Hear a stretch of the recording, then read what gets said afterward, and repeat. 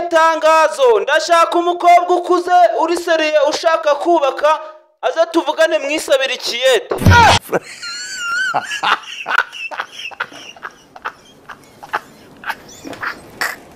Naraye niririmbira none umuturanyi abyutse aza gusaba ifumbire ngo yumvise twaguze ihene.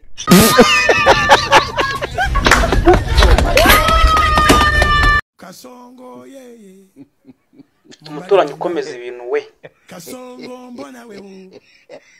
Sateze induru ngo yabuze inkoko ye.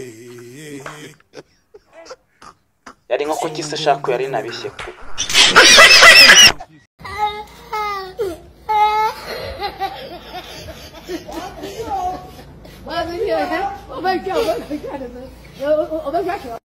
Ubundi umukobwa niba akundana n'abatipe babiri bananutse ntakirenganye ngo aratendeka, ahubwo ni ugupfundikanya ngo arebe ko havamo iboga.